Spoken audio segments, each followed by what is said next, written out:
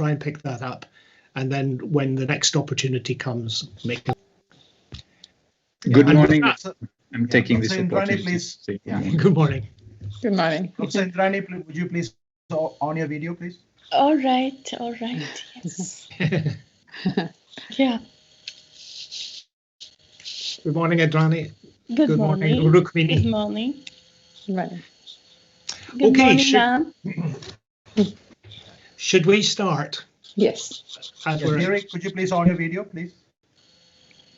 Sure. Yeah, if we keep the video on, then it'll be easier to see where. If I could be allowed to keep my video off, because my network is really difficult. So okay. Go ahead. Go ahead. Will that be all right? Yeah. Yes. Thank you. Thank you. Okay. Shall I start? Go ahead, Gavin, please. Okay. Good afternoon, good morning, or good evening, depending on where you are in the world. Welcome to Learning Assessments for the Future of Education. I'm Gavin Dykes, co-moderator today, together with Leena Wadia. We are delighted to invite Sri Ramji Raghavan, Chair of the Agastya International Foundation, to open our panel discussion today. Ramji. Thank you, Gavin. It gives me great pleasure to welcome our eminent panel members, listeners and viewers in India and from around the world to this really interesting event hosted by Agastya International Foundation and UNESCO's Futures of Learning and Futures of Education initiative. Over the last 2 decades, the Agastya Foundation has been focusing on sparking curiosity, nurturing creativity, and instilling confidence and caring in underserved and underprivileged children and government school teachers across India. And we've reached over 15 million children directly and several millions more indirectly through the teachers that we've trained through very innovative channels like creativity campuses, mobile science vans, labs on motorbike, science centers, and night village schools. And today's event focuses therefore on a very important part, perhaps the heart and soul of any excellent education initiative or enterprise, and that is learning assessment. The UNESCO's Futures of Education initiative is a global initiative that seeks to reimagine how we can reshape humanity and the planet to new ways of learning and new ways of assessment. And this is so important because in Agastya, where we focused on non-cognitive skills, it's always been a challenge to figure out how to assess the impact of what we're doing. We came up with a model, I think a very effective model, working with the Indian Institute of Management in Bangalore. But a couple of years ago, I asked my friend Andrea Schleicher, when we met in Malaysia, if he'd figured out how to assess and measure creativity. And he said, yeah, I think we figured that out. But we still haven't figured out. Having said that, I'd like to welcome our panel, starting with Anita Karwal, who's the Secretary for the Department of School Education and Literacy in the Government of India, which is a massive, massive undertaking, as you would imagine. Huge, millions, hundreds of millions of children.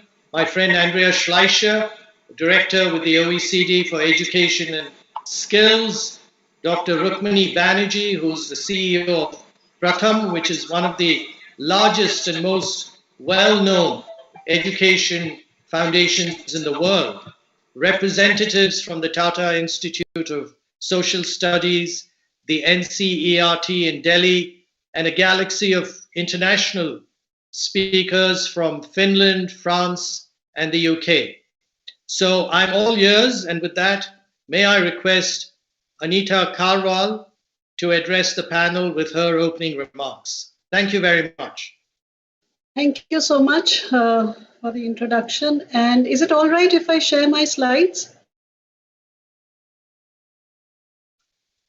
I'm sure it's okay. Gavin?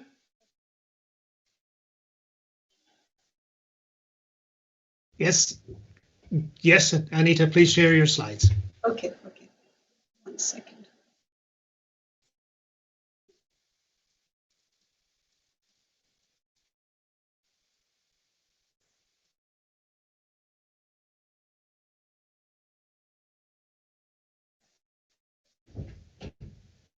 I'm sorry, there seems to be some problem. I'm just trying.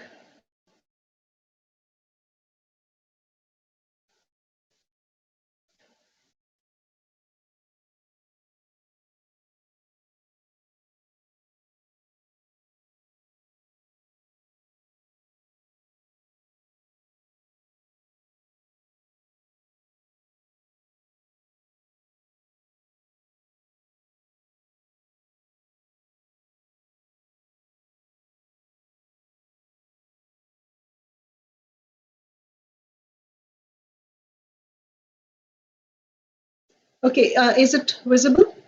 It is visible. Okay, and this, I hope the slideshow is visible now. It is. Okay, thank you so much. So what I'm going to do is in the next 10 to 15 minutes, I'm going to take you through the national education policy and the work that we are doing, because that is what has actually changed the whole scenario of assessment for us. This is actually the linchpin paragraph of the national education policy. So far, what we have been doing actually is assessing the knowledge of the text in textbooks as far as children are concerned, whereas the national education policy has very clearly laid down that the purpose of assessment is only for learning, and it should help optimize learning and development for all students. So the idea is not to be a rote learner of the text, but to have the capability to apply your learning to real life situations. This was the beginning, the principle, but there are about 7 or 8 interventions in the policy that I want to bring to your notice. The first thing that has happened there is that the whole structure of education, starting from 3 years of preschool to 12 years of school, the entire 15 years have been divided into a 5+3+3+4 curricular and pedagogical structure. So in the first 5 years, which we call the foundational years, which is 3 years of preschool and 2 years of school, the entire pedagogy would be flexible, multi-level, activity-based and play-based. In this, in fact, we are introducing something very unique, which we call toy-based learning or toy-based pedagogy. And we have an expert committee working on this. And this toy-based pedagogy would extend to game-based, puzzle-based, inquiry-based, discovery-based, etc. in later classes as well.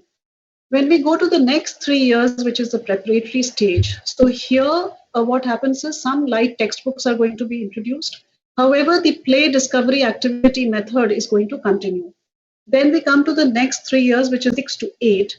Here, the subject teachers get introduced.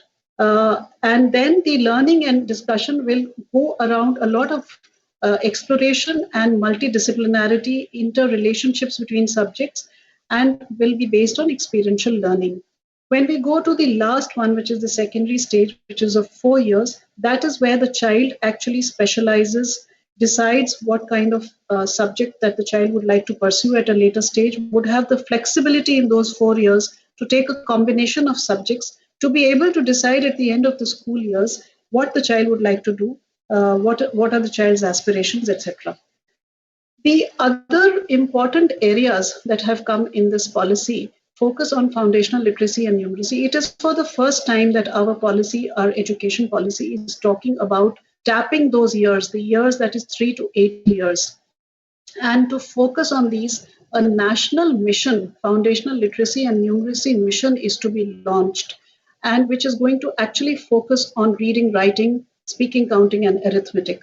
And for these areas, when I will come to the work we are doing, I will inform you more in detail. But these are the areas which we are focusing on, and we are about to launch this mission in the month of March or latest by April. The next thing that the policy talks about is that there has to be a focus on learning outcomes. It talks about a competency-based education approach. So far in our country, we have not had this approach. As I have labored earlier, that textbooks is actually the central focus of all learning in India. So we give a textbook, and then there are exercises at the back of each chapter, and there are topics to be completed. And the textbook is to be completed during a given year. And at the end of the given year, the examination is entirely based on the textbook. So the child is absolutely conditioned to the textbook and is not able to apply that knowledge to any real life situations. So here the national education policy is talking about a complete shift towards a competency-based approach. And the assessment tools, so far we have been only using assessment of learning, and whereas we are talking not only of we are talking of as, of, and for learning now.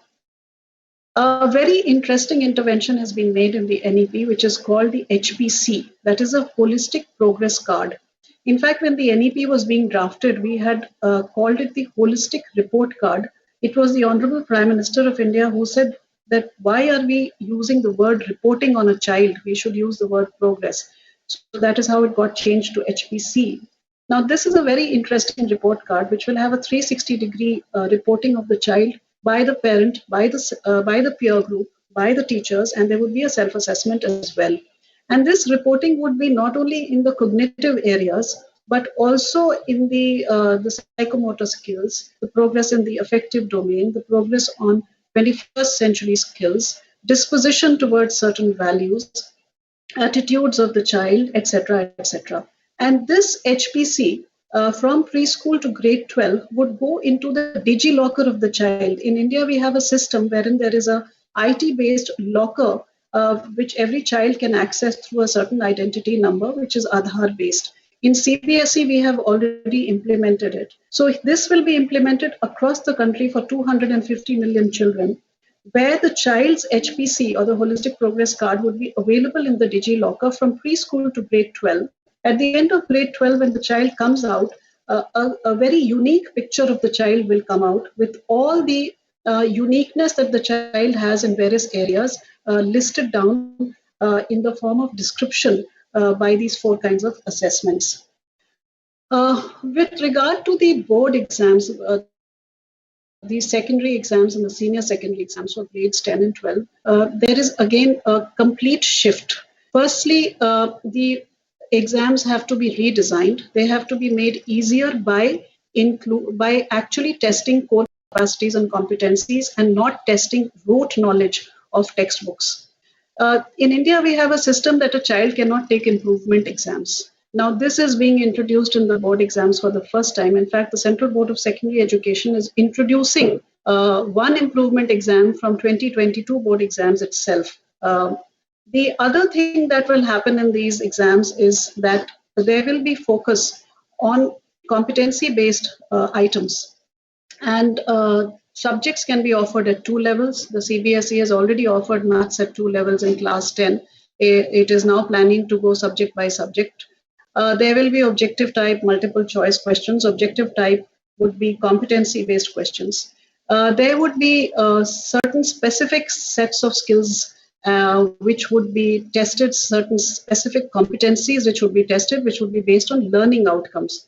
So the NCERT, our institution where Indrani is representing NCERT, has actually prepared the learning outcomes from grade 1 to grade 12.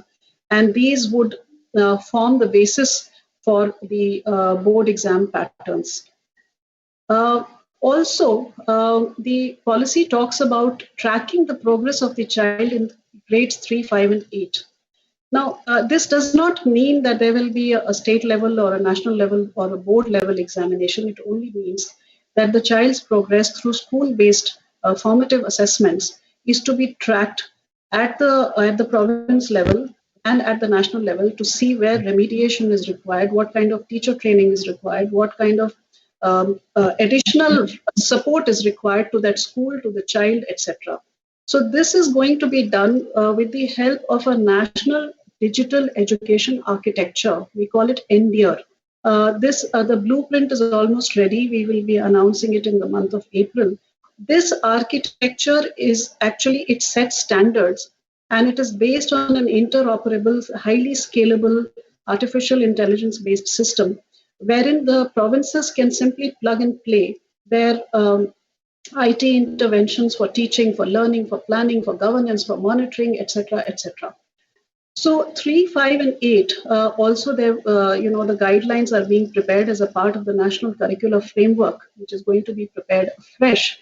And there, what kind of assessment should be done by the school?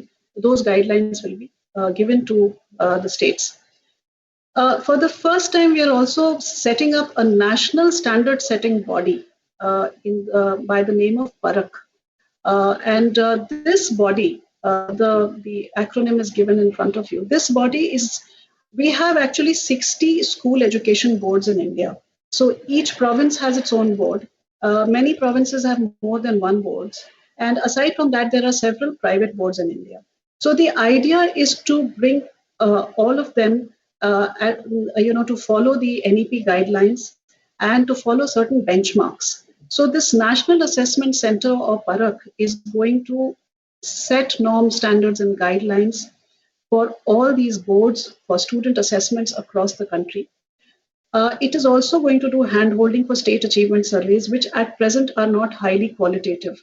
The National Achievement Survey changed the way it was. We changed the way it was done in 2017, and they have become competency-based since then. And the same thing needs to be now introduced in the state achievement surveys. This board is also going to help the boards shift their assessment patterns to competency-based patterns and approach, and for which, from teacher training to hand-holding schools, etc., everything would be undertaken by this center.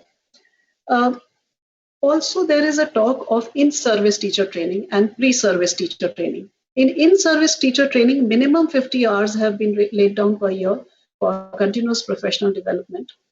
And as a part of this, in fact, taking advantage of the pandemic, we converted all our modules, mandatory modules, into online modules and launched them in first week of October 2020. And I'm very glad to tell you that almost 2.5 million teachers of elementary school level who were left out from the face-to-face training have completed all the 18 modules through the Diksha platform, which has become very, very popular.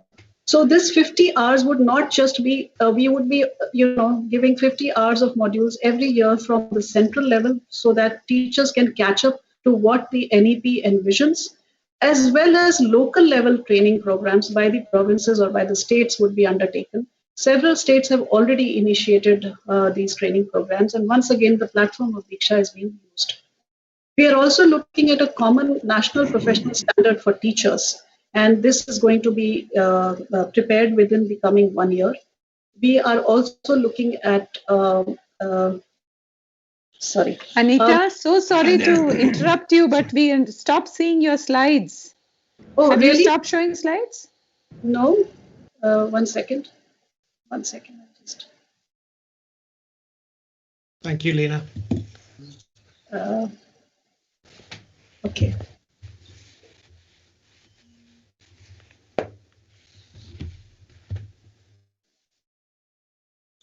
I'm just trying it out again. 1 second.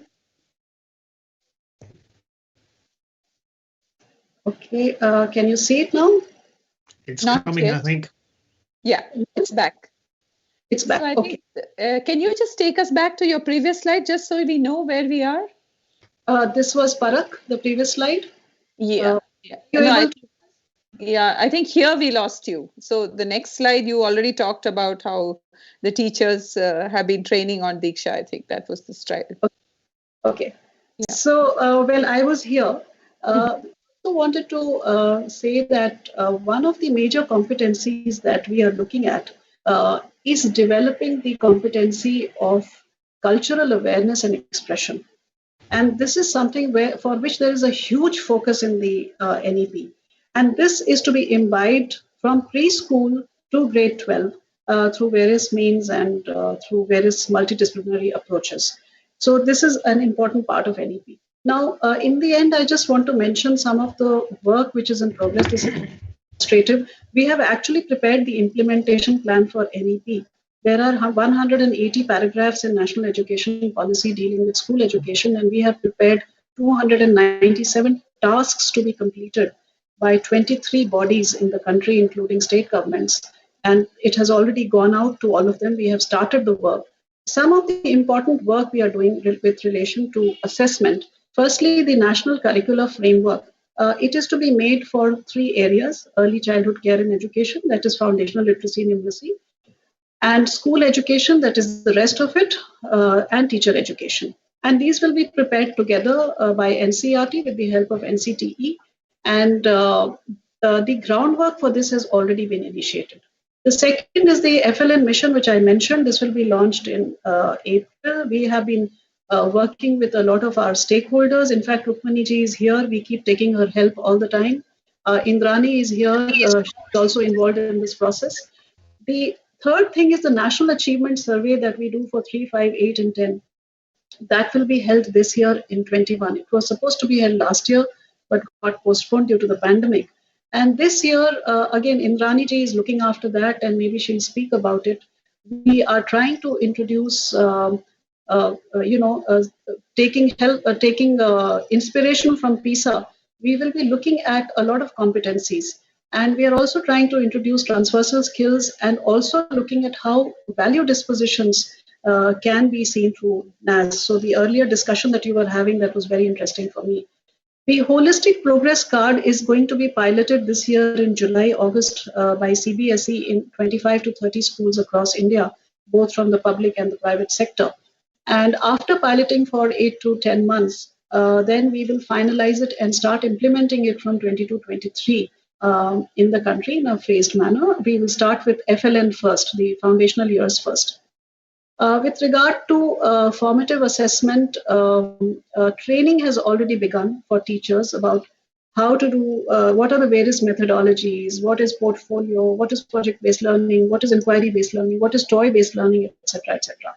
So we are looking at textbooks being not the only tool for learning, but we are looking at toy-based learning, art-integrated, sport-integrated, storytelling, ICT integrated, etc. education, for which we are developing special modules of training, and all this will be launched. The entire training module set will be launched in June, July this year. CBSE, our central government board, has already launched the exam reforms. CBSE is also the body, as Andreas is aware, which is the nodal body for conducting PISA in the country in 2022.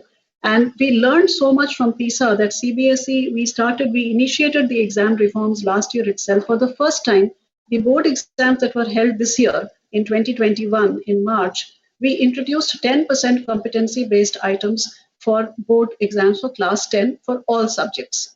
And we've got very good feedback from the children. Children have really enjoyed doing those because it never came from the book. It was all from real life. And parents have also given us very positive feedback. Now, we are going to increase by 10% every year in class 10 and in class 12. In exams, we cannot do it in a jerky manner. It has to be very slow because we are alongside also doing a lot of teacher training and also parental awareness. Parak, it has been cleared by the cabinet. It has been approved by the Cabinet of India, and we would be setting it up. In fact, the committee which had to give us a report on the structure and framework of Parak, that report has also already come. We will be setting it up by the mid of this year. For pre-service, the NEP talks about a 4-year integrated double degree program for teachers, and all teachers from preschool to grade 12 would have to undergo this 4-year B.Ed integrated program. And by 2030, we will not be accepting teachers who have not done this. So we are now introducing our first pilot this year in 46 universities. We are introducing this course, and children who would like to do this course will have to go through a national competition to be held by the National Testing Agency. I have mentioned teacher training. Diksha is something which we are very proud of. It is our national digital education infrastructure, on which at present we have 160,000 pieces of e-content. Many of the e-content is actually QR coded into 3,600 textbooks in the country in 31 languages. So a child has anywhere, anytime access to Diksha content because he only has to read the QR code with the help of a barcode reader. And while reading that chapter, the child gets additional content on that chapter or on that topic. we've also developed something called terms. Again, this was inspired by PISA, but then we realized that it will be very helpful for NEP. This is teacher energized resource material. We have developed for science and maths for class 6 to 10, where teachers how to teach on the basis of activities, experiential learning, toy-based learning, game-based, etc. Is given there with lesson plans and QR codes with the videos which they can use in class, etc. So a lot of work has been done there, and Diksha is an open source public domain resource. Anybody can see it. We are also coming out with talented gifted children guidelines, and since this is hosted by Agastya, in fact, we would be sharing the draft guidelines with you so that you could give us your comments. A lot of work has gone into it in the last 3 months. I have already mentioned NDR. So these are some of the things that we are doing. And of course, there's a lot of other work which is happening, but I thought I would focus only on the very important areas.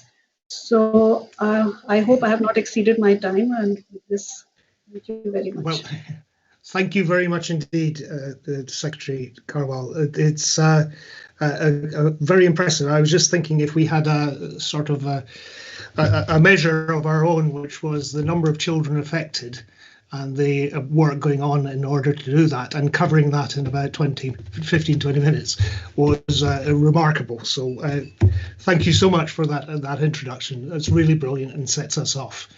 And with that, I'd like to move directly, and I hope you'll be there, Secretary Cowell, for some questions and answers. Yes, I'm there. That's brilliant. Thank you very much indeed. But with that, I shall move to Andreas Schleicher, who's the Director of Education and Skills at the OECD, for your presentation, Andreas. Thanks so much for inviting me. Andreas, your sound is, it was for me anyway, a little bit missing. You can hear me better now? I can hear you better now.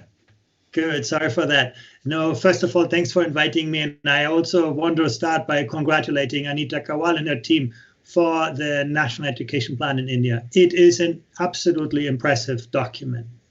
But the extent to which this will become a reality is in no small part due to what you will be doing in the field of assessment. That is our experience in the OECD. Assessment is such a powerful influence, either to sort of elevate education or to compress it. So I think actually the key to success really is the assessment agenda. So congratulations to Agastya to actually focus on this item.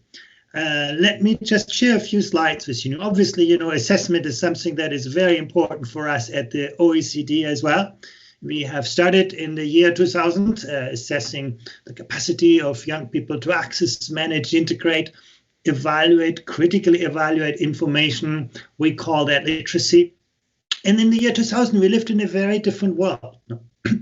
Reading was basically about, processing carefully curated, government-approved textbooks. When you didn't know the answer to a question, you could look it up in an encyclopedia and you could trust the answer you find there to be true. But today, in the year 2021, people are, navigating Google, and they will find 100,000 answers to their question, and nobody will tell them what is right and what is wrong, what is true and what is not true. Literacy has become a completely different construct.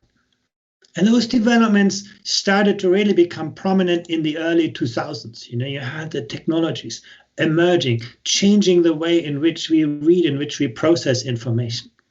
2006, when we conducted our third PISA assessment, that was the year before the iPhone was invented. Twitter was still a sound. The Amazon still a river. Many of the technologies we take for granted today began to emerge. In the year 2009, our fourth assessment, social media, fundamentally changing the way in which we interact, in which we collaborate, changing everything around us. And then, you think about, robotics, cloud computing, biogenetics, big data. And in the last few years, artificial intelligence, putting humans to a completely new test. But when you look at the red line, the learning outcomes in OECD countries, they have remained stuck in the 2000s. True, there are a few countries where you can say they make rapid progress. You can see some countries in Europe, you can see Brazil, you can see China, and so on. A few countries that have been, bucking this trend, seeing improvements. But most countries have got fundamentally stuck in the education system. Let me just share one number with you. In the year 2018, we had only 9% of 15-year-olds who could reliably distinguish a fact from an opinion when the context got complicated. And this is in the wealthiest countries of the world, the countries of the OECD. You can say it's a little bit better than in the year 2000, where that was 7%. But once again, we live in a world that has fundamentally changed. And, to no small part, you can trace this back to what we assess. When you look at reading assessments, we still test whether students can process linear text, despite the fact that the world of literacy is a totally different one. So education has been, assessment has keeping education in a box. And the future is always going to surprise us. Today we talk about the pandemics, but tomorrow, it will be climate change and artificial intelligence and many other trends that are going to fundamentally change the way in which we live, in which we work. And schools will need to capture this. Of course, on the surface, you can say, yeah, schools do most of this. Now, when you actually survey school leaders in the OECD countries and the PISA countries, you can see that 90–80% of schools, deal with climate change, equality of men and women, international conflicts, migration, health, pandemics. Now, but let me show you one thing from the PISA assessment that sheds a different light on this. Now, when we surveyed students, for example, about their dispositions to living with the planet, you can see that almost 80% say looking after the global environment is really important to me. This agenda is important. This agenda is urgent to young people. But when you ask them, can you make a difference to this? It's only, a little bit more than 50%. So you can see we teach young people a lot. We have a lot of stuff in our curriculum. But when it comes to the agency, the fundamental capabilities of young people, the bars get a lot shorter now. That's the problem that assessment needs to, challenge. How can we build better agency, better co-agency, help young people to live with themselves, to live with others, other people who are different than them, live with the planet now? People have looked at money and time as big predictors for learning outcomes. You don't see them becoming big predictors now. The spending on education and the time students spend learning doesn't explain so much of the performance differences among countries. But here, from our PISA assessment, is one of the most robust predictors of the quality of an education system. And that is the growth mindset that young people have. You can see here in a country like Estonia, the number one in the OECD on PISA, is also the number one in which students own their success. They see themselves as managing their learning. They are self-directed learners. They trust in their abilities to manage the unknown territory. On the other hand, you can see a country like Indonesia where students struggle with PISA, and they also largely believe that success is about the intelligence I was born with. There's nothing I can do to change that. So what I'm saying here is not just about cognitive abilities. It's often also about social and emotional dispositions that we need to capture better in our assessments to look at what really matters. We also see from PISA that the growth mindset that young people have was not just a better predictor for PISA outcomes, reading, math, and science, but also for the capacity of students to master difficult tasks, their sense of self-efficacy, their fear of failure. If you want young people, to be imaginative, creative, innovative, you have to give them space to experiment. If they experiment, they will take risks. If they take risks, they will make mistakes. If our education systems are not very good to help students learn from and with mistakes, they're probably not going to be so imaginative. Now, that's why I think, again, the NEP in India now, putting that emphasis is so important. We could also see students with a stronger growth mindset were more likely to establish ambitious learning goals or see greater value in school. But you can go one step further, beyond the cognitive part. When you look at social emotional skills, everybody wants to have a joyful and productive classroom climate. And we do a lot to train teachers with disciplinary policies and all of that. But actually, when you look at the strongest predictors of a good classroom climate, they are about the sense of cooperation that young people have at age 10 and at 15. Their sense of creativity, their sense of curiosity, their self-efficacy, emotional control, their trust, their optimism. Once again, those are not just byproducts. They are actually very, very central levers, not just for better learning, but also for our societies.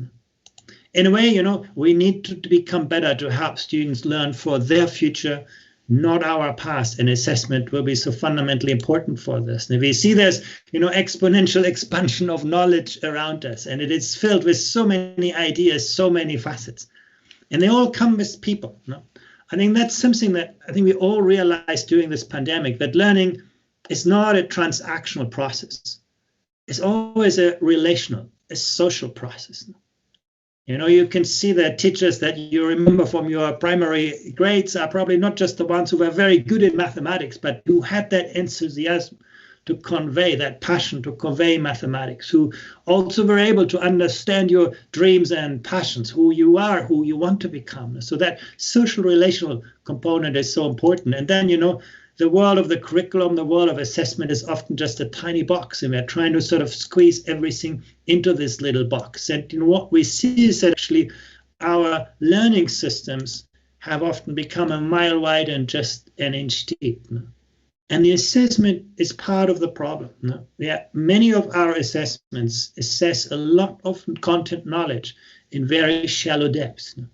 The trick will be to assess fewer things in greater depths, to look harder at, what makes us different from the artificial intelligence that we have created in our computers. Those are the hard parts to crack. But actually, I am very confident that actually assessment methodologically has developed to a frontier where we actually have good tools to assess those kinds of dispositions, human attributes. And again, in the past, that was, an abstract aspiration. Obviously, you cannot test, curiosity with a paper and pencil test, at least not where, people fill out checkboxes. We have to become much more creative in designing innovative assessments. But I do believe that technology is now helping us, not just to conserve teaching and assessment, but to fundamentally transform it. Technology allows us to design new learning experiences. And most importantly, one of the biggest mistakes that education made a few hundred years ago is to divorce learning and assessment. We teach students lots of stuff, and then at the end, we test in a short time whether they have mastered all of this. And that is the process that makes learning so superficial. Now, I think in the time in which we live, we have that opportunity to reunite learning and assessment, to reintegrate the process of learning with the process of assessment through new technologies. And you can see good examples for this already emerging. You have also, assessments providing more realistic scenarios, allowing students to engage with real problems. I think these are areas we have hands-on assessments in vocational settings. We have assessments that are becoming much better to adapt to the learning needs of students. Even PISA is doing that, since the last round that we actually, no longer give students a standardized test, but the test very quickly adapts to the learning capabilities of students. And I think that's very important for the future of assessment. If you give, a standardized test to a very bright students, for them, that's boring. They will just, fill in the answers. If you give that same test to a very students who are struggling, they will be very frustrated. No, we need to become better to make assessments more granular, more adaptive, and more integrated into the learning process. If you add to this the power of, learning analytics, actually, these assessment systems can now generate continuous streams of data and information, giving teachers better cues of how different students learn differently and how to engage with those kinds of differences with more differentiated pedagogical practice. So I do believe there's a huge potential to transform this. Obviously, technology is only one part of it, but it is important. Let me just share a few lessons that we have learned at the OECD in this. The first relates to governance. And I think one of the strengths of the NEP in India really is that it comes out with the coherent framework for student assessment. And I think that's the kind of vision that, you know, is so central, and you need to bring it to every stakeholder. People need to see what the role and purpose and position of assessment is, how it strengthens, you know, students to learn better, teachers teach better, schools to become more effective. No? It's also very important to connect assessment with clear student learning progressions, no? To ensure that there's a good balance between the formative components, helping learners to become better, and the summative components that actually talk to the system. It's not about one or the other. It's about, you know, getting that balance right. When it comes to the procedures, it's important to have a good balance between, you know, assessments that come from the outside, that provide for comparisons, but also to do enough to empower teachers and students to become owners of assessment processes. Again, it's not an either or, it's getting a kind of the balance right. And also, it's very important when you have, you know, teacher developed assessments, that teachers have good guidance. How do I interpret student responses to creative tasks? It's not an easy task. We struggle with this in PISA. I can tell you, we put a lot of effort into this internationally. But I think those kinds of procedures are very, very important. Consistency in marking. How do you ensure when you have teacher-owned assessments that they're still fair, that they're still reliable? Some education systems have done very, very good progress on this, getting teachers sort of on board on this. And then finally, you know, how do you report and use the results? Is a very, very, very important question. Ultimately, you know, that's the window through which students will see them, teachers will see them, parents will see them. And it deserves a lot of thought. You need clarity and simplicity. Now, parents want a clear answer, you know, how well is my child progressing? But you also want to ensure that the results have the level of nuance that give parents and teachers and students clues of what to improve. So if I draw my presentation to the end, it's about, you know, rigor, focusing on cognitive demand rather than on, you know, rote learning. It's about focus, assessing fewer things, teaching fewer things at greater depths. And it's about coherence, modeling meaningful learning progressions that are then reflected in the assessment. Very important. It's about remaining true to the disciplines, but at the same time, encourage interdisciplinary learning, helping students see the world through different disciplinary lenses. And it's something that you can strengthen through assessment. If assessment remains, you know, focused on the, you know, disciplinary silos, teachers will remain focused on the disciplinary silos. If your assessments start to include cross-curricular tasks, like in PISA, suddenly teachers will get interested in what do other teachers teach, how to connect, how to build more meaningful project-based learning experiences. Is about, you know, focusing on tasks that students can, you know, use in other contexts.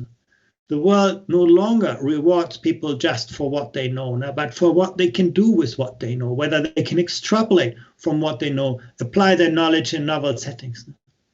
And a lot of that has to do with authenticity, assessments that are thematic, that are problem-based, project-based, to some extent co-created.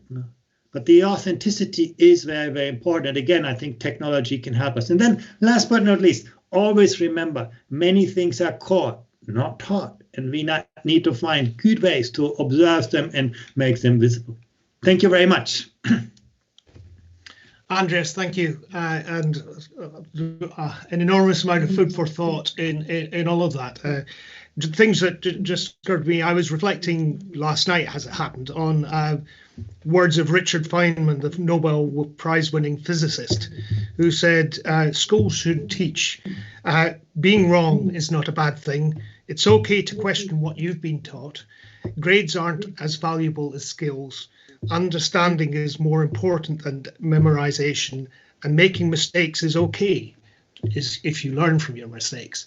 And I think that comes through in a number of in all that we've talked about just now, and is really important.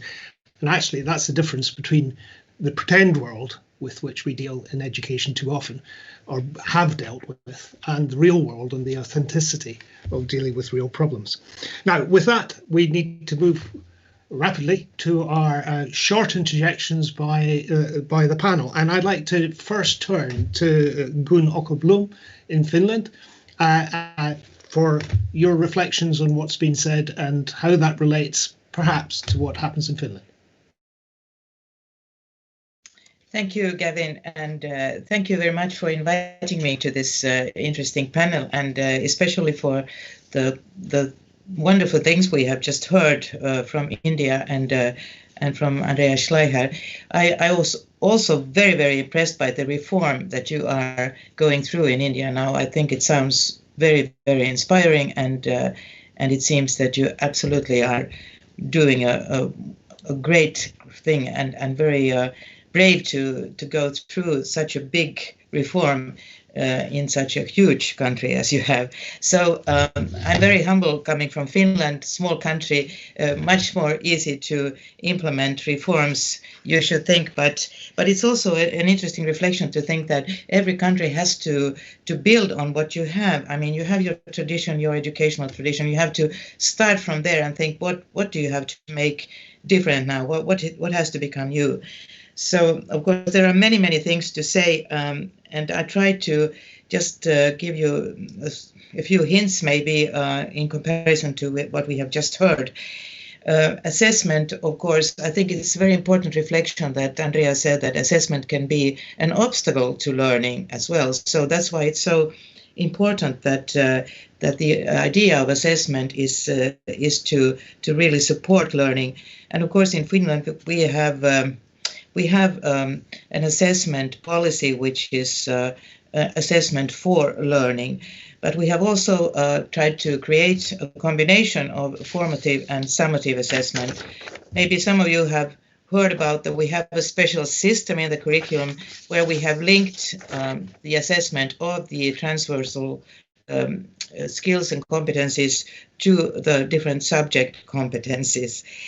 So you could say that we have during the school year and during the studies, the teachers and students together are involved in formative assessment. And by the end of each school year, the students are given a summative assessment. Finland is also known for not having any standardized tests. So that is a question that we often get in international arenas. How are we dealing with that?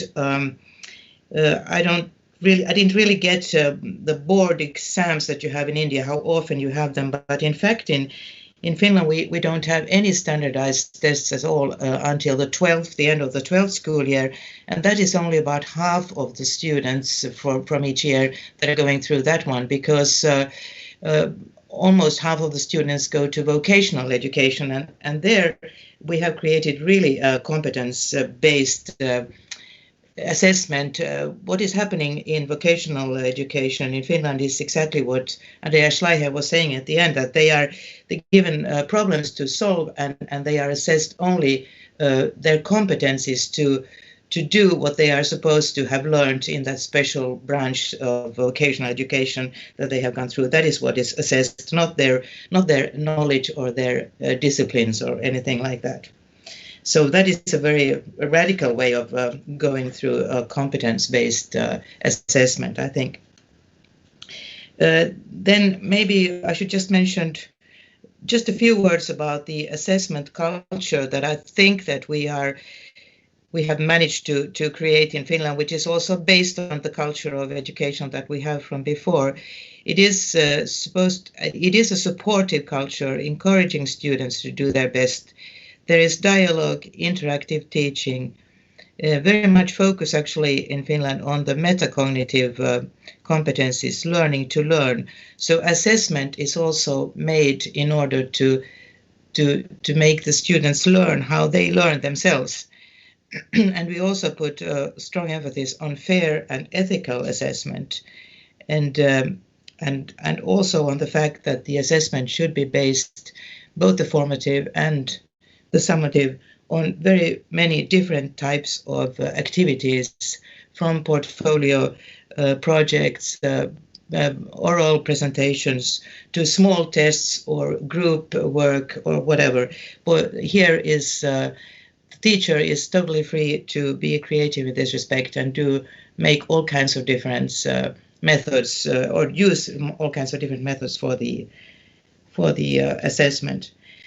So I would say that what maybe I could point out that I think it's important in this kind of system with formative assessment and encouraging students. Of course, it is demanding for the teachers and what is needed, which you also have realized in India, which I think sounds very, very good, that there has to be an excellent education for the teachers, and they have to be able to continuously build on that competence they have and learn new things. And there also has to be an excellent and very good school leadership on all levels.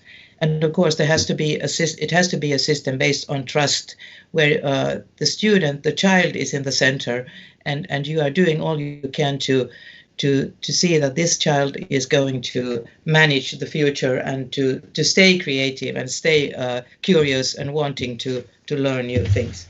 Thank you. Thank you, Gun. Thanks, that's excellent, and nice to have that insight from temperatures of about minus 17 degrees centigrade. Jim, just talking about that teacher piece of the teacher development, can you say a few words about your experience of managing that kind of process? Thanks, Gavin. Yeah, we've worked in various countries on trying to actually work out what makes the difference to get a teacher to change their behavior in the classroom. And it's one thing talking about it, and it's another thing, taking a 4-year course. But when they put their foot into that classroom, they've got to be doing the things that you want them to do. So we worked with the Open University at looking at this, and we came up with a framework of behaviors for teachers. And the clever thing that Professor Peter Twining did was he broke down the behaviors into what he called granules. And these granules are observable binary actions that you either seen a teacher do it or they haven't done it. And the trick that we've actually stolen something from retail. You know, when you go shopping these days and you give your loyalty card in and you buy something, at that moment of the transaction, you're gathering data at the moment, at the point of sale. So what we wanted to do was to have the teachers reward themselves at the point they realized they'd learned something, at the point of learning. So one of the granules was to ask the students for feedback. So if a teacher did that, however they asked for feedback, they could give themselves a credit on their smartphone by clicking against the granule, and that's it done. And if one of their colleagues, by the way, Anita, I noticed that in section 435, my heart leapt when I saw you in the plan, in the policy about self-peer and teacher assessment. And that's at the heart of the granular thing. You give yourself credit, your peers give you credit, and independent people give credit. And if you get those credits over time, you've done the assessment because it's there. And if you can keep those thoughts at the top of a teacher's head about the things they need to do. Now, all of this applies to students. Imagine Lucy in the maths class learning about what a square is, 4 equal sides, 4 equal angles, and a teacher gives her a credit. Imagine in a few months' time, she's in an art class looking at some modern art, and Lucy says, "Sir, that's a square." And she gets a credit in art for knowing what a square is. I think she knows what a square is. We don't have to do a test. So I think there's something really clever about reducing the curriculum down. And I did want to ask Andreas, actually. Andreas, you said, address fewer things, but in more depth. I think this granular approach might be a way of getting deeper because it explains what do you mean by more depth, Andreas? If I'm allowed to do that. No, you're not, actually, Jim. For reasons of timings, what I'm going to do is, but if you can hold that in your mind, Andreas, I'd like to go back to Secretary Carwell, really just to reflect on what's been said by others, by Andreas, and just give us a few more moments of your thinking for India. Well, thank you. I must say, as usual, Andrea's presentation was just brilliant.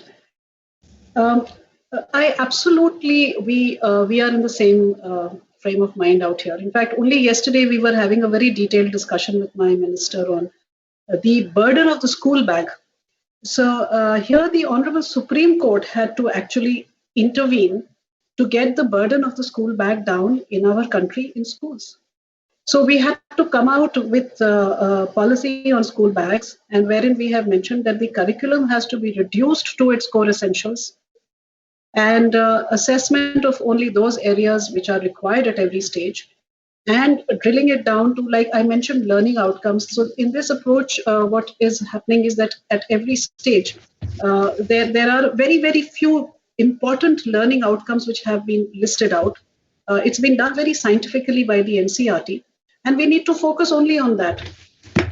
So we are also trying to bring the whole cognitive burden on the child to a very joyful level, and ensure that alongside, all kinds of skills, we are even, for example, the NEP also talks about having physical fitness parameters checked once a year for every child.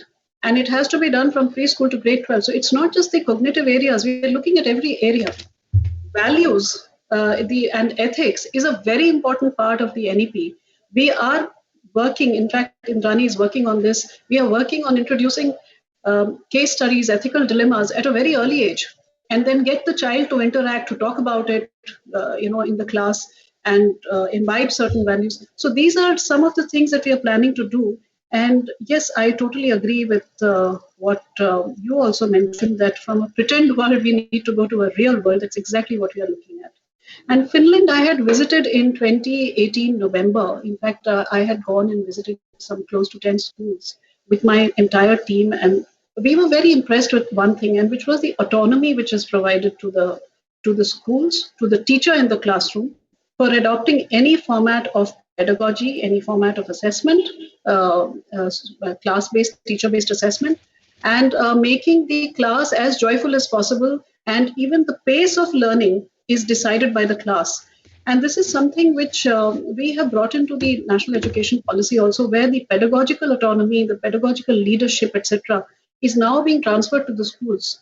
Right now, it is, these institutions, NCERT, and at the state level, it is called SCERT, which actually lay down, here is your classroom timetable. These are the subjects, these are the topics you have to cover, and this is the manner in which you have to cover. All this now we are removing from the scene. We want complete decentralization. We want the teacher to take charge of the students in her class, teacher to innovate, to create her own lesson plans, her own system, her own pedagogy, etc. So yes, I think those are my comments. Thank you, Secretary Carwell. It makes me think of something I heard some time ago, which we should judge a curriculum by the space that it leaves, rather than how much is in it. It's the space that it leaves is where you get the innovation of the student and the teacher involved, whereas if it's crammed full to the brim, there is no such room. Can I go to Thierry in France, just to get a view from France? And forgive me, I'm bringing in these international views, and then I want to go back to those of you in India after that. But Thierry, some views from you, please. Thank you very much. Thank you. And here is maybe not as cold as in Finland, but it's snowing today in Paris. It's quite nice, but quite frozen. So I'm very happy to be part of this panel, and I have to say that I am very impressed about the presentation made by Indian colleagues about the reform. I mean, it's what a huge reform, what an impressive reform in all aspects. So, and I'm, as a French, I know it's, in France, not so easy sometimes to put some reforms on the table such big as the one you just presented. So I wish you very, very good luck for this reform. I think it's very, very interesting. Just from France, just some views from some experience I wanted to share with you after listening to you. Just some experience from different caps, because I have different caps. And first, I will just put my my cap from the statistical department of the Ministry of Education and in charge of assessment. And what we observed at the Ministry of Education is that in France, the transversal skills, or this idea of introducing more transversal skills or more less, let's say, content-based skills, competency-based skills, etc., that tasks, etc., that's something that's quite old, I would say, because it's 2005. We introduced like a so-called common base, or we could say that is really transversal. But realistically, if you look at it concretely, then it's not so really implemented, I would say, in the classroom, in concrete teaching in the classroom. Our teachers continue to be very subject-based, and in different surveys, we know that they don't feel very confident with all these, let's say, emerging skills to be taught. I mean, it's from national surveys, from also tallies, and we have quite a lot of indication that teachers are not feel comfortable with that. And it's difficult to make the system change. And I fully agree with Andreas that one key aspect is certainly in the assessment and that can trigger, that can influence some policies. So that's why we have started to implement some different programs regarding those skills. And so I just would like to share some aspect with you. It's large-scale assessment. I mean, it's really in the frame of the national survey you presented, the National Achievement Survey. We have some similar programs in France where we introduce assessment in different areas like creativity, collaboration, social-emotional skills, etc. Built strongly in link with researchers. I think this is something very important to have strong basis. Some of these competences are not new. I mean, creativity, you have researchers from the research in creativity from the 60s, and some dimension in creativity are known by scientifics since a long time now. So that's something we can rely on for sure. But one key aspect, I think, for me that has changed compared to other assessment programs we built is we have to be really aware to not being disconnected from the teaching side, teaching and learning. And sometimes that's true that assessment may be disconnected from this aspect. And so one way we are dealing with it is that we try also to build with the researchers the assessment tools in combination with interventions and pedagogical tools, etc. And that's something very important in order to see if these competencies can be taught, if these competencies the students can make progress on it due to a certain pedagogy. So that's something we also have to be sure about, and there are a lot of research on that, but a lot of questions as well. So I think we are in a very exciting moment, but it's the convergence between assessment and teaching and learning should really be done in a very careful way regarding all these competence. And that's why also I wanted to mention another cap I have I'm chairing the association, the IEA association, who is running several international assessment like TEAMS and PEARS and ICLS and etc. And by the way, in ICLS, we have very comparable results, like Andreas said, about the lack of critical thinking in ICLS. We just saw that only 2% of students around the country who participated, they can handle with a critical thinking when they research online information. I mean, it's really low percentage we have it's very, so we have a lot of question about that. I think it's very important to go in deeper in this kind of competencies.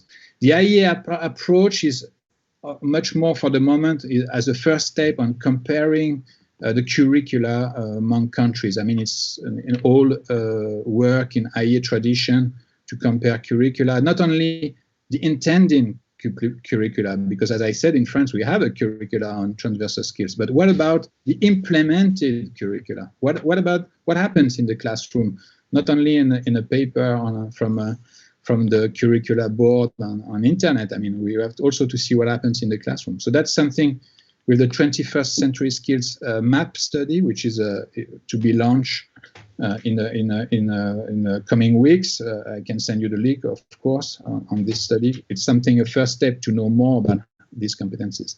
Thank you. And just to finish with come back to my psychometrician background, is about measurement on those skills. I mean, the question of the validity is key for what we have just learned on that. For example, we can talk about critical thinking, but we started a program and we realized that the critical thinking we were assessing was in fact reading comprehension. And so that's something we have to be sure about what we are talking about. So that's something. The granularity, critical thinking is so complex, a lot of ingredient in critical thinking that we have to be sure what we are measuring. So validity question is for me very important. But there are a lot of opportunities as well. I mean, I'm not saying that we don't have to measure that. I'm very optimistic like Andreas. I mean, technology can bring a lot to assessment. And that's my last cap I want to finish with. Is there is a very interesting initiative nowadays with the FLIP, which is, I can send you the link as well. It's an association, emerging association with like 25 institutional members for the moment, specializing in standardized assessment at national level.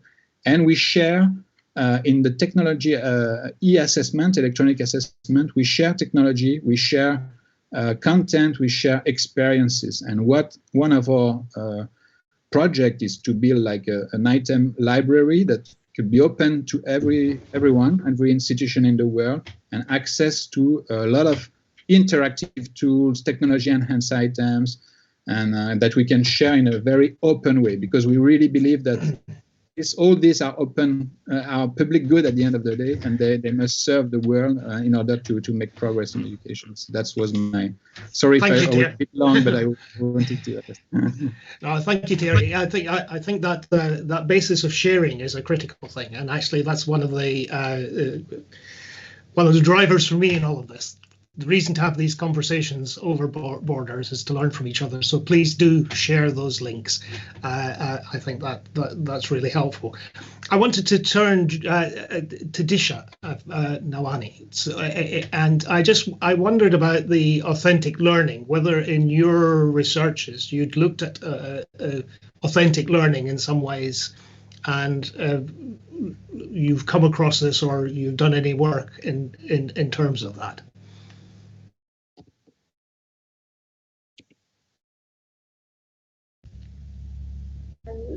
Hello, thank you for inviting me. I'll express a point of view which might be different from what is being expressed here.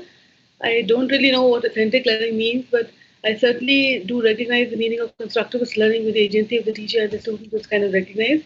I just have a few observations on what was being presented here by the principal, by the secretary madam. One is that there's been a lot of work around assessments in our country for quite some time, and the National Curricular Framework, I think, was a very significant document, 2005, which talked about what learning really means, what's happening in the classrooms, how we need to go beyond rote memorization, how we need to move beyond textbooks, how we need to make connections between the home life and the school life. And then there's a position paper on examination reforms, which also suggested some really meaningful reforms. We had the Right to Education 2009, which talked of 3 important measures related to assessment. It said no board exams till class 8, continuous and comprehensive evaluation till class 8, and no child should be detained even if the child fails. So these are very important and progressive measures, but unfortunately there's very little mention. There's no mention of the RT, in fact, in the National Education Policy. So it's not the learning about, we've just talked about the burden of school bag, which is again recognized long time back with 1993, there's the Yashpal Committee report, which talked about not just the burden of school bag, but the burden of non-comprehensibility in schools. So a lot is being taught in schools, but little is being learned or understood. So there's been a lot of discussion around meaning of learning, the context where children come from, how curriculum, pedagogy, and assessment need to be related to each other, the agency of the child, the agency of the teacher, and stuff. So I think we need to revisit them as well, rather than begin afresh. The other thing is I'd like to say that in the context of large-scale assessment surveys, and I'm sure Rukmini may agree with me, that there's been a rift between the activists and practitioners in our country. And while organizations like Pratham keep talking about learning assessment surveys and how learning levels of children are going down, the academics, on the other hand, say expressed concerns in relation to that the learning should not reduce to a minimalist kind of a learning, like, the basic skills of foundational skills of learning, literacy, numeracy, and how teachers may teach to the text, and how the poor children are being talked about, how it should not get reduced to a certain minimal. And I think we need to probably come together and put our differences aside and also work together towards what we need to do and what we really need to give our children. The third thing I'd like to say is the emphasis on learning outcomes, which again to me may seem a bit problematic. We've talked about textbooks, the fact that our education was largely, school education is largely restricted to textbooks and memorization from textbooks. And this is not something new. This has been stated for years. Every single committee which was formed to look at the examination reforms or look at the school education did talk about the fact that how textbooks became the de facto curriculum, and learning in school revolved around textbooks, both on parts of the children and the teachers. However, if you look at the NCF 2005, and you look at the curriculum they come up with, the books are making those connections between a child's life and between what is done in the school, what real learning really means. They're not talking of information alone. So one is that, and the other is the ideas of cultural awareness or values or curiosity. I'm not too sure what cultural awareness means. Whose culture are we talking about? What the values are we being talked about? Are the values of, like in the national education policy talks about sacrifice? I'm not too sure whether it's a good value to talk about. Who's going to sacrifice what and what cost? I think we need to refer to a constitution for the values which are laid out there. And the idea of a report card, again, holistic progress card, again, may seem good, but it also could be invasive, especially given the fact that children come from varying social backgrounds. I think we need to be cognizant of the backgrounds. And the focus on standardization objectively might also lead to problems. For instance, I just give you a small example from one of the manuals of CBSE on co-curricular CCE, which said that if you need to evaluate the child on courtesy, you can't be very sure the child greets you once, whether the child is courteous. But if the child greets you 5 times, you can be rest assured the child is courteous. So these kind of things, you try and objectify learning, or you try and give, leading to behaviorist manifestation of what you understand by learning. I think these are a bit problematic.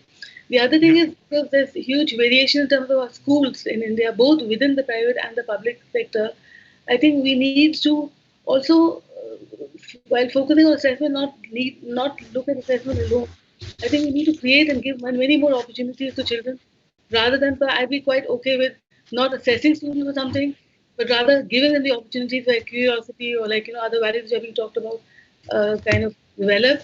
And the last thing I'd like to say is that how we look at teachers. I think our friend from Finland just said that how we need to recognize the agency of the teacher in the school. I think that's very important. In India, what's happening right now, if you're looking at learning outcomes, teacher performance is being linked to the student performance. So if the students don't perform well, there's a direct connection being made between student performance and teacher performance. And you kind of blame the teacher, you hold the teacher accountable for children not learning. So I think that needs to be we need to be sensitive to that. We're talking of Finland, there's utmost trust placed in the agency of the teacher. So the teacher is never in the radar of suspicion. You trust the teacher that she may have done a good job. But here what's being now proposed is that if children don't perform well, the teacher has to be thrown out. Or if you have a chief minister walking into the classroom of a school and she asks the student something and the student is not able to respond, then the teacher is directly, unilaterally responsible. I think these are things we need to be careful about. And the other thing is also the way we've used terms like fun-based learning or activity-based learning, experiential learning. These are, again, old terms, unfortunately, and we have very little understanding of what they mean. So I'm quite sure the committee is being a better nuanced understanding of these things. Thank you, Disha. I think there's a lot in there which it seems to be associated with the culture that we have within education today, and the culture we're seeking to change it to, and actually how you do that. And one of the important things is not to think of the culture as being within education. The culture is society's perception of education, I suspect, as well. So actually there's something to do in changing that. Now, Rukmini, I think I'm going to come to you, and then I'm going to go back to Andreas, and then I'm going to widen again. But Rukmini, a lot of what you've done in Pratham is looking, I think, at what is happening in the wider population. I looked briefly at your rural piece, which was done just in 2020, and just understand that. So what do you, if we talk about the culture and the challenges of changing culture in education. Is there something that you can contribute on that account? I'm sure there is. So I think, I mean, firstly, thank you to Ramji and his team for bringing such a wonderful group of people together, and very, very interesting discussion. I think both from Anita and Andreas's talk, we are on the cusp of so many new things that could be tried and could be learned. And between the NEP and the pandemic we've been through, I think somehow there seem to be open spaces for a lot of new thinking. So just listening to them, a couple of thoughts that came to mind. We've been doing this ASER survey for so many years, 15 years. But what it does actually is, I think one of the things that I've really learned is that this task that you do one-on-one, face-to-face, sitting with a child is so much more than understanding whether the child can read or not. We are often thought of, ASER is thought of as a minimalist exercise, and focused on sort of minimum literacy. I actually obviously completely disagree. But I think that this sitting down with a child, and I think, we talk about assessment for learning and off learning and whatever else. I think it's really an activity that you're doing between an adult and a child, or between two people, that gets to the core of what is it that each other wants from each other. So I love doing the face-to-face, one-on-one things, because I come away from every interaction with every child knowing so much more about the child, and the child having a much better understanding of what it is that you expect from them. Very often, when they ask questions, they are braver.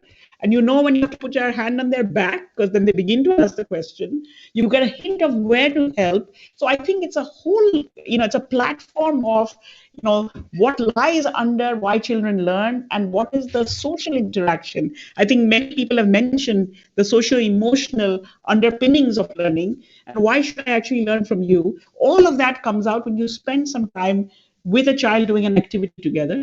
And if that activity has to be called assessment, well and good. But I think it is a fundamental activity to really shape how the student and the teacher, or two people who are going to learn from each other, have to begin to kind of collaborate. So I think that, I don't know what that thing should be called, assessment for what, but I think it's to kick it off, the whole business. You need to get together, and you need to have some fun, and you need to build some, connection. But a couple of other points. I mean, this has been such a great hour that there are many thoughts I'm sure everybody has. I don't know if Anita is still on, but Anita, when you were speaking, I was reminded of an incident in Punjab years ago when there was a foundational learning program on called Padho Punjab. And I came away, I was visiting many schools, and at the end of that visit, one enduring image remained in my mind, which I think still of as when something is successful, especially in foundational learning. I hope it looks like this. And the picture that I had, I mean, this was actually events, not just in one school, in many schools, is that kids would say to you, and if I say it in Punjabi, "Badde badde sawal de do." They would come up to you and say, "Give me a tough problem." And to be able to say this to a stranger with confidence and with joy, I think that is the success. That when we run a foundational, whatever, literacy and numeracy program, if kids have the confidence to say, "Try me," then you know that you have succeeded. So I don't know where that will fit in the metric of what we're talking about. But going back to the question, Gavin, you gave me, during the lockdown, we've been watching a lot of TV. So now I know, don't answer the question in the beginning, because then you can have more time for other people. I would say that 2 or 3 very connected things about what we are learning from outside the school. Sometimes, especially in situations where enrollment has happened very quickly, the walls surrounding the school become very high, and parents who are not particularly educated may feel diffident to really engage with this thing called school and curriculum and exam and so on. We did, in our ASER survey, we are now doing every other year something different. We did early years, focused on 4 to 8 a couple of years ago. And basically what we were doing is we were doing a bunch of different tasks, including puzzles, including shapes, including putting things in sequence. And time after time, young mothers said that they had no idea that this is learning too.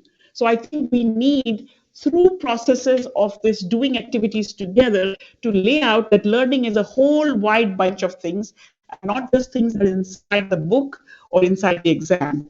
Similarly, I remember when we were developing what tasks we would do for our 14 to 18. We are very influenced by what is going on in the world, and we wanted to think about, if you had to do an everyday task for India, would it look like what PISA does, or would they be very, more grounded tasks? And I remember being in a very crowded area in Delhi in a lane, and the task we were asking children to do was to say, here's a menu card, and you have 100 rupees. What are the best things that you can buy out of this? And a tailor came out of his shop and he pushed the crowd aside and he said to me, what are you doing? Very angrily. And I kind of explained to him. And he said, why haven't you put a tailoring task in here? Everybody in India goes to a tailor to get clothes made. Why isn't there a tailoring task? Now, I don't know if that's authentic task or not, but I like the fact that the guy was upset. And finally, I want to just leave you with the same time when we were doing the 14 to 18, we did a lot of interviews with parents, with village headmen, school principals, anybody, to say, what should a 15-year-old in India be like? Not know, not do, but be like. And we got a whole bunch of answers. And if I was to summarize it, it fell into two buckets. The 15-year-old needs to be a good person, and the 15-year-old needs to be good in school. The good in school was defined by whatever happens in exams, which was defined by other people.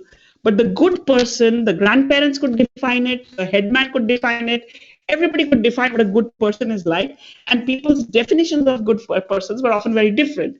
But it was interesting that for a person, a lot of people had benchmarks, ideas, standards, values.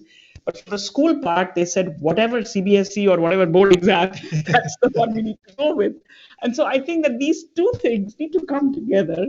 And this is the opportunity between the national education policy, between what we've been through in the last 1 year, to say the school and the outside are not far away. We need to bring them together, and doing tasks together, like assessment, may be one way to bring a very large culture who may not have had much formal learning to say it's okay and you can engage in this activity as well. That's brilliant. Thank you very much, Rukmini. And I think the tailor's task is important. I think that to me is about authenticity, and it's about actually doing things in the context in which children are living, rather than doing things which are entirely separate or from some other culture. But Andres, I'd just like you to respond to the discussion and to some of the points that have been raised, and perhaps say something about the authentic learning and doing real things. And then I'd like to go on to either Ramji or Ravindranath to talk about some of what Agastya has been doing in terms of authentic learning. Andres. Thanks so much. Absolutely fascinating discussion. It's also really great to see India's intellectual leadership in this. I think it's fantastic. Just sort of on the question Jim has raised, what it means to teach and learn fewer things at greater depth. I think it's really to do with, getting to the root of the disciplines rather than sticking with the surface of the content. Success in science is not just about, what do you know in physics and chemistry. It's actually more to do with, can you think like a scientist, Can you design an experiment? Can you distinguish questions that are scientifically investigable from those that are not? Can you draw evidence-based conclusions? History is not about, names and places. It's about, do you understand how the narrative of a society has emerged, how it developed, how it advanced, and sometimes how it unravels when the context changes. And I think if we actually focus on the foundations of the disciplines, students will be able to master their own contents throughout their lives. If we focus on the content, students will be so quickly out of date these days. And that's the dilemma of most school curricula and most assessment systems, that they have become a kind of mile wide, but just an inch deep. So I think, and we can change that. It's very hard to do. Everybody has new popular topics to put on top of education every day. And it's very, very hard to take things away. But I think to have the courage for this, I think is really important. Second point I want to make, I found this discussion about culture really interesting. And I think we always have to ask ourselves, is culture inherited? Is it a context or is it created? by what we do. And actually, my experience with PISA has taught me that actually we shouldn't underestimate the culture that we create through education. I give you an example. You know, in our 2012 PISA assessment of problem-solving skills, both Japanese and Chinese did really, really well. But when we tested collaborative problem-solving skills, social problem skills, can you solve problems with other people? Suddenly you see, you know, Japanese do even better, and the Chinese did very poorly on that. You know, and this is sort of the same kind of context. And then when you go into classrooms, suddenly you understand. In the Japanese classrooms, you know, students learn with each other, they share, they have a lot of kind of collaborative activity. Almost all of the lesson is about, you know, we are in this together. The class only proceeds when all students succeed. You go to Chinese classrooms, there's a lot of competition. Now, both are very successful on individual skills, but this culture that we often attribute is often an artifact, a result of, you know, the way in which we structure learning environments. And I think we should not underestimate the power of education to shape and influence and create culture in the long run. And I think it's often, you know, we dismiss it very easily. We say, well, you know, that's the context. We shouldn't do that. Last point, you know, I'm a great admirer of Pratham. I really think they have done amazing things of redefining learning. It's not just about assessment. And I very much agree with Rukmini on the relational aspect of education. Education is a social and a relational phenomenon. And I think we should really take that to heart in the way we design our assessments and we design our learning environments. It starts with, you know, giving teachers space to become really creative designers of innovative learning environments. The industrial work organization that we have created often, you know, that make teachers sort of the last, you know, wheels in a big bureaucracy, that has disempowered a lot of energy that we could use in the education to actually build. And I think it's equally important, and I think Rukmini made this also, that we, you know, schools become a lot more open to, you know, the opportunities in our societies. Schools are very good to keep students inside and the rest of the world outside. And I think that is a lost opportunity where we can create better opportunities for students to learn, you know, with real people, work on real problems. You know, ask yourself why in some countries vocational education is so successful. You know, because that's what is happening there. There are people, you know, work on real problems. If they make a mistake, it has real consequences. It matters to them. They will remember it for their lives. No? If you do something in school, at the end of the lesson, your teacher will throw it into the bin because it serves no purpose. And so I think sort of to create real, authentic environments in our communities, to bring community resources into schools and to bring students out into communities, I think is a very, very powerful way of learning in the 21st century when it comes to, you know, social and emotional outcomes.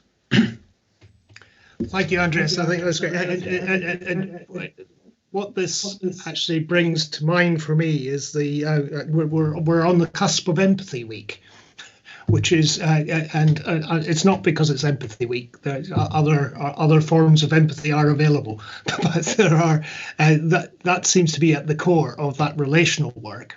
It seems to be at the core, actually, of understanding the tailor and how the tailor thinks, and actually getting into being able to put yourself in that position and learning from that. Anyway, if I just may say, empathy is not just about, you know, the relationship between two people. It's really about that bridging social capital, that binding social capital we create in our societies now. Yeah, absolutely. I agree entirely. I just think a greater focus on that in the way that we work is bound to return some dividends. With that, can I go to Ramji? Ramji, are you able to come in on? Yeah. So doing real things. Well, you know, as I said, we've been focused on curiosity, creativity, confidence, and caring. Another way of articulating that is to say we've been involved in disseminating the spirit of aha, and ha-ha. Now, when, you know, Andreas talked about, I remember the slide, Indonesia versus Estonia. So it brought to mind that a lot of the interventions in education, certainly I can speak for Agastya, are really helped to bring about a shift from what psychologists call learned pessimism to learned optimism. And this is where what Anita said is really significant when she said the Prime Minister said, stop using the word report and substitute it with the word progress, right? Because assessment systems give strong signals and they affect people's self-image and self-efficacy. And they can, either be extremely positive or extremely negative. That's how powerful they are. So the shift from learned pessimism to learned optimism is, I think, one of the real challenges. And in the case of the new national education policy in India, the Prime Minister talked about shifting from what to learn to how to learn. So that's a profound shift.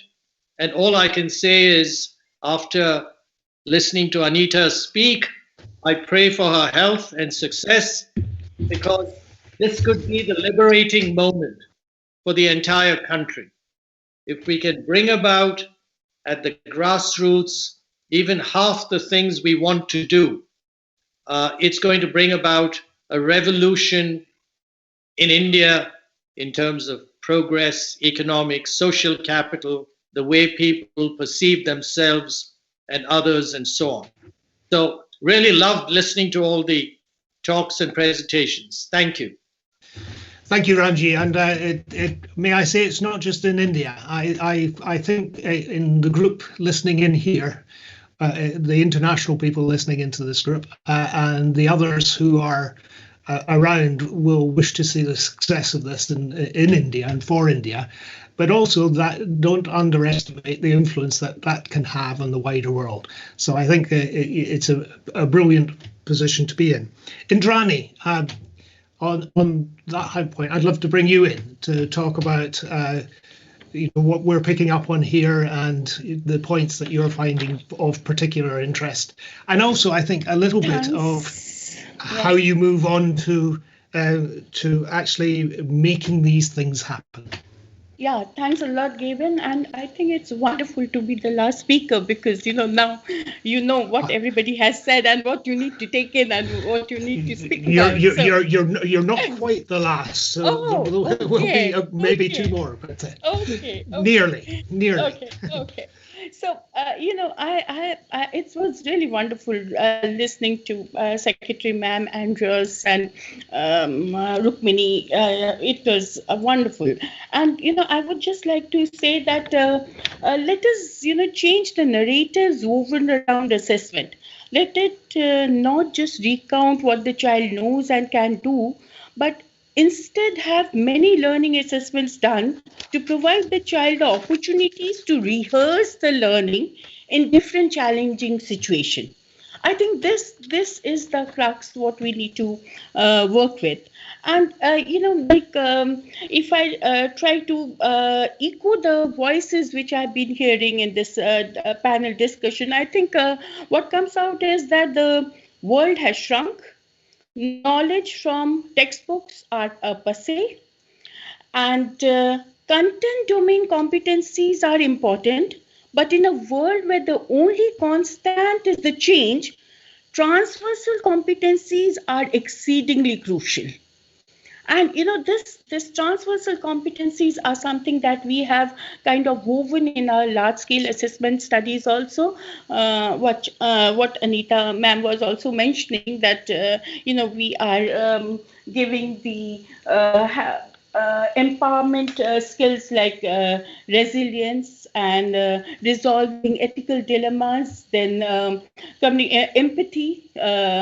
Then the collaboration skills, and then, of course, the critical thinking, decision-making, negotiations, and so on and so forth. Then education is not limited to the classrooms and schools. Change must be at all levels. And most importantly, trust in teachers. They are the ones who are providing the last mile connectivity. So, if I may just add to this more, teacher training in assessment is very crucial. How do I train the teachers in student assessment? So as a teacher, I need to understand that my training is in assessment is not there just for replication. It must be made my own. So what needs to change is the thought process so that it becomes a habit of the mind and you can accurately and efficiently use it as needed. So as a teacher, I need to understand through training that how do I use all the different responses to find a signal in the noise? How can I sort through all the responses to figure out if my assessment is working or not? And well, just as we organize scientific data in a way that will help us to, visualize a pattern that is, relevant to the question being investigated, this visualization of the pattern will help me as a teacher to tease apart, the unique ways that an individual student interacts with the prompts and will guide my further revisions in my transactions.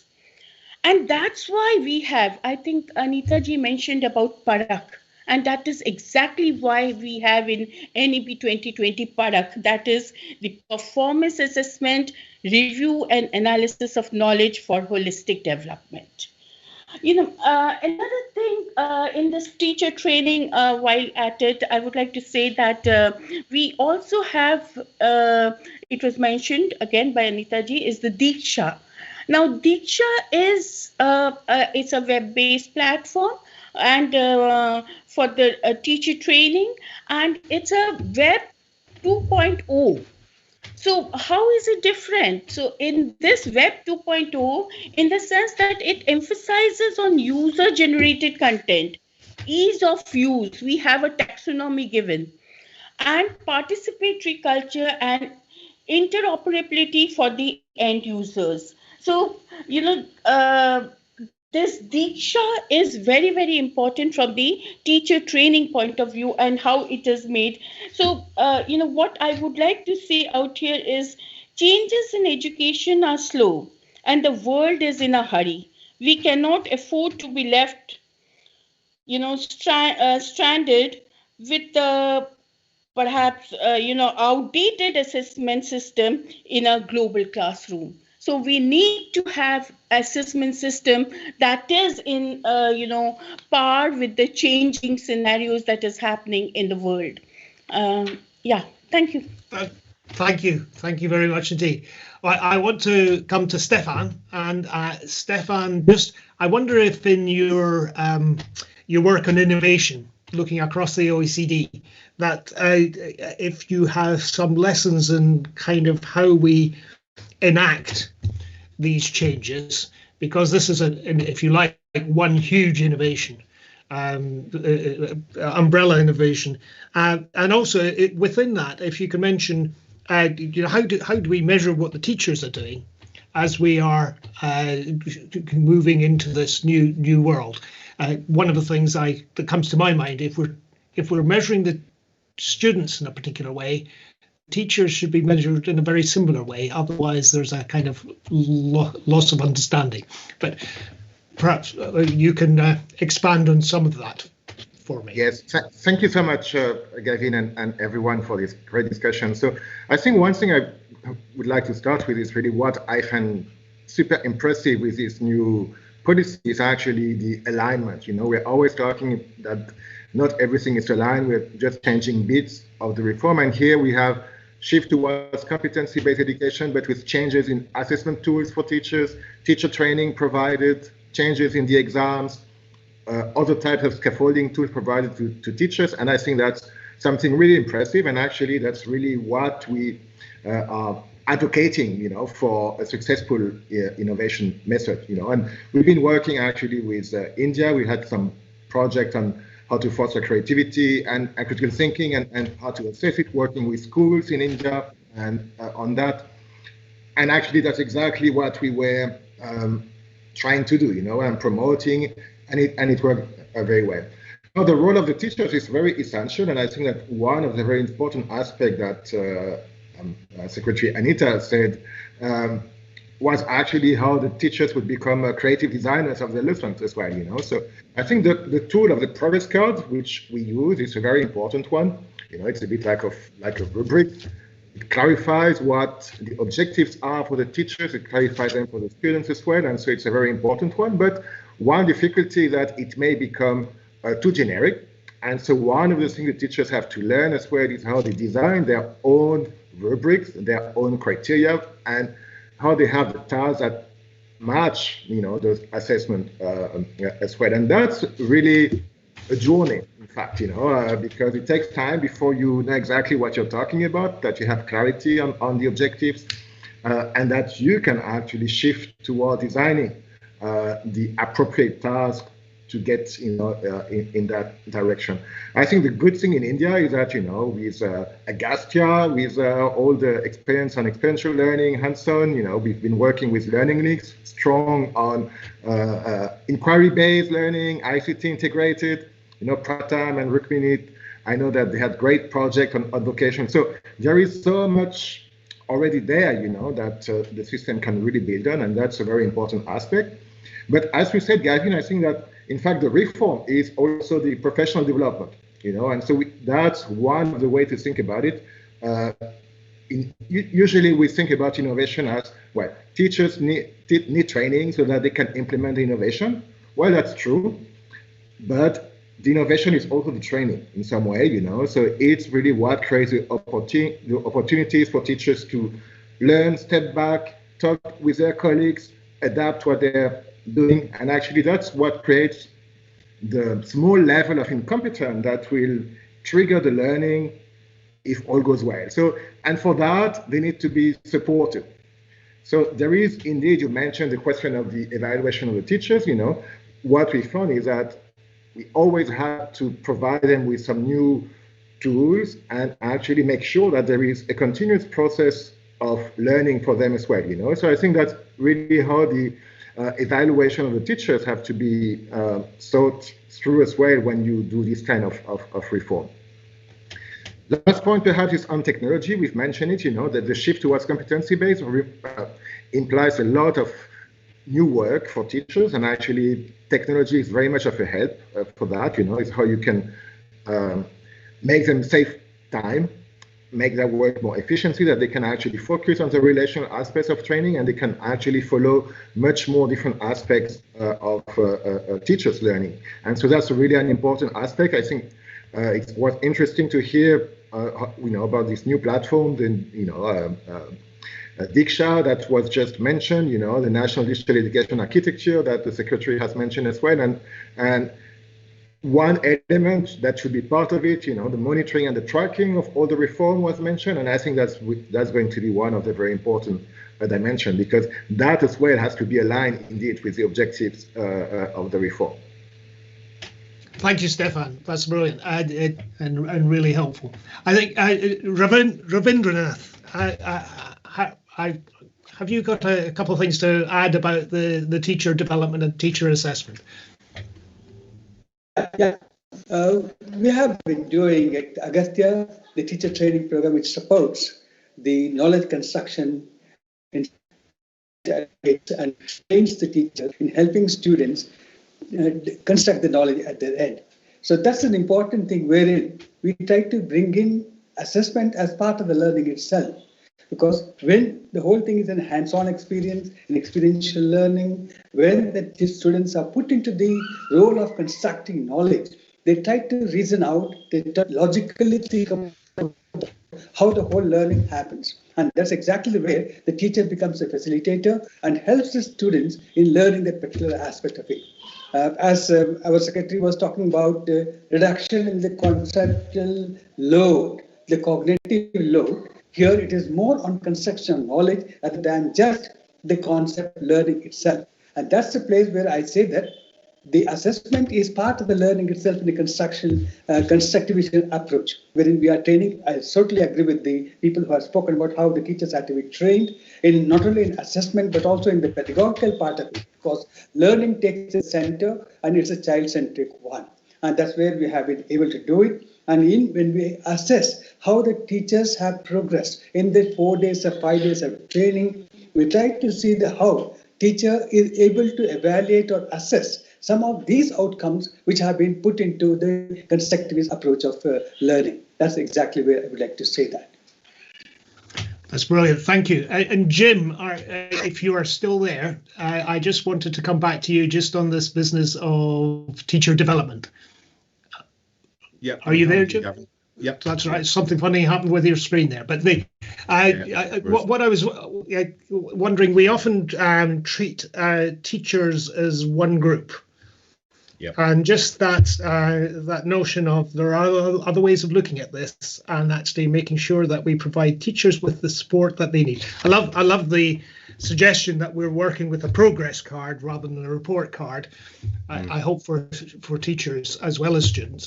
But just how do you give the teachers what they really need to support them?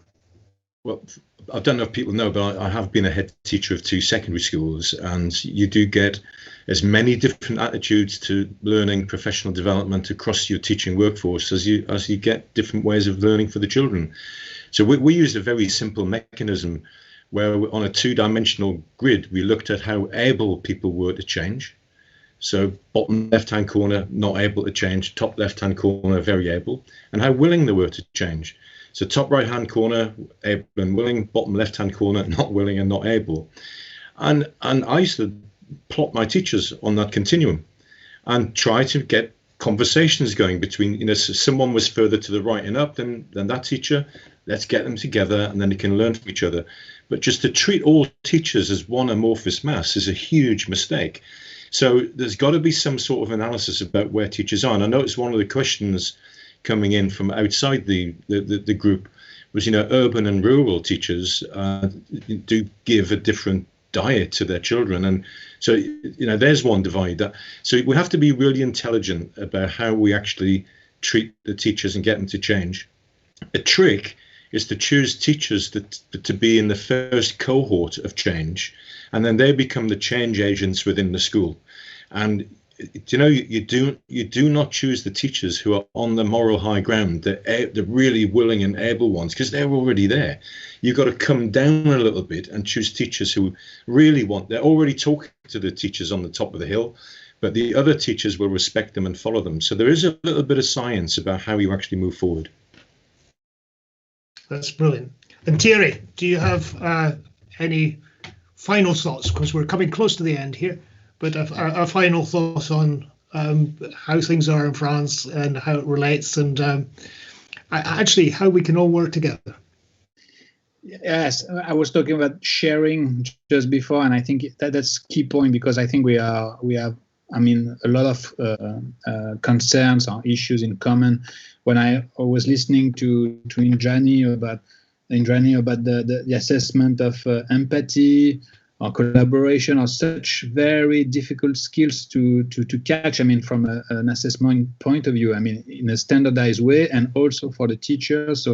So that's that. I think we are in a very exciting period that all these matters just come up, and then we can have some deep reflection. But my challenge as a specialist of measurement is that how do we get to the validity question, and then we are sure to provide good instruments to teachers, and in order to assess those skills that are very, very, very difficult to catch in a you said, in an authentic way, ecological way, etc. So that's, for me, I'm very, after this seminar, I'm even more excited by the future challenges that we have. And as I said, we are very ready to share. In our policies about sharing, open source. I heard about interoperability, all these kind of things of platform, and we are very in the same line. So if we can help in one way or another, or participate to a group, we are more than happy to do so. That's Given brilliant. with your permission, if I can just speak to Terry, like Terry, Of course. it would be really wonderful, to speak to you regarding this and, discuss with you the transversal competencies. And like you said, it is very challenging. And trust me, we have the discussion still late at night. And even when I'm sleeping, I'm dreaming over it. So, how do you develop we are developing the vignettes, giving the vignettes and then assessing these transversal competencies. So the ethical dilemmas and how the ethical dilemmas changes, as the child advances in grades. Supposing it is in grade 2 or grade 3, it is a simple thing between what is good and what is bad, what is honesty, and and as it goes higher in grade 10, so somebody is a farmer is injecting kind of a growth producing hormones in the fruits. So should another person, his friend or something, support him in that? So this I understand it is a challenge. I totally agree with you, but we are working on it, and we would really love to have your thoughts about it. Yeah. Thank you, Gavin. Thank you. Well, thank you. I think in an awful lot of this is I think the danger is being drawn into what we do traditionally, and in fact we have an awful lot of the tools available to us. If I think of it, I always think of in art. If we're assessing art, which is not so much a simple do you get it right or do you get it wrong, what we do is that we have an exhibition, and in the exhibition you have the final product. But actually, the final product is not what we're really assessing. What we're assessing is the journey to get to the final product. And so we have the work that is done and the thinking that goes into arriving at that final product. And I think there are things like that which are hugely valuable, but are underused across the subjects. And when we've been talking, as so many have, about the importance of not thinking in subject areas, but thinking across subject areas, because pulling things together is how we get to more authentic, real-world types of experiences for our students and more applicable knowledge, then you need these different methods of development. But with that, I need to bring to a close this conversation and to ask Lena, with no small task, to try and summarize everything for us and to draw us to a close. So Lena, I'm fascinated to hear what you made of it. Gavin, just one more thing, just two words that, yes. What we are, when we are building the assessment, what we are emphasizing is, equity and asset-based perspective, which yes. we are looking at. Yeah. Thank you so much, Gavin. And absolutely. Thank you so much, Lena. Hi, thank you. Lena. Thank you, Indrani. My God, this has been such a wonderful panel. I wish it would go on for another 2 hours, but it's been great to see the response of the international community to the policy and its implementation plans. As someone who worked on the drafting of the draft NEP, I remember so many such discussions of, will it work? How will we make it happen? Are we closing the loop? Are the recommendations consistent? And so it's really nice to see a policy implementation come out. And Secretary Anita Karwal did a brilliant job of sharing what is going to come. And we look forward to the inputs from all of you as we go along. I think some takeaways that I wanted to capture and reiterate was, starting with Andreas, was what he said about wanting to help kids be sure of the information that they are getting from the internet, and also to own their learning and their success, which is the message from Estonia, and not fall into and have a sense of self-efficacy, which is somehow something that we should look to cultivate as we go ahead. His message to assess fewer things deeper this is something that we've said even in the policy, and we speak about it, but it's not that easy to do and to build consensus around. So, what he said about having divorced learning and assessment, which we now need to reunite. Perhaps there was a message from Anita ji's presentation that we were sort of dumping summative assessment. Actually, that's not true, but Andreas did a brilliant job of reminding us that we need to continue to balance formative and summative assessment. And that was reinforced by Gun. And she talked about how they didn't have any standardized Lina, tests. not dumping summative assessment. We are not summative. No, I know that. I said that. I said that perhaps it was a feeling that came because we were talking mostly about assessment for learning and formative assessment. But I mentioned that you are not going to do that. But in any case, Andreas sort of underlined that for us, and Gun did too, that we should find the balance. And Gun also talked about the culture, and that was reinforced again about how we must support our teachers and emphasize on ethics, try to ensure that assessment is fair. This is going to be a big challenge in India because we are going to have to figure out how we are going to do this, and I'll come back to that in a minute. Jim's input about getting feedback as we go along is something that is certainly worth thinking about in India, that maybe we could since we are building a big digital infrastructure, can we use technology to do this, so that you marry the learning moment and the feedback and the reward. So that would be great.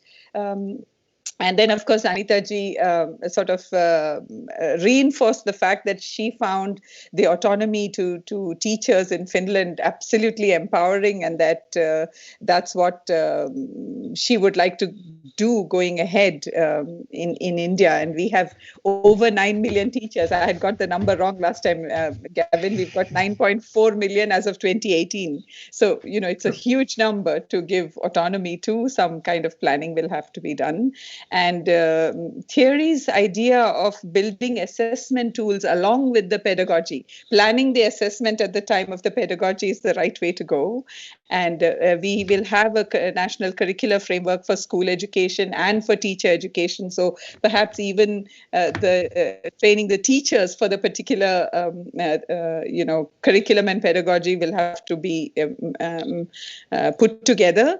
This worry about 2% of students could handle critical thinking, that I thought was really, shocking, because it's scary like hell.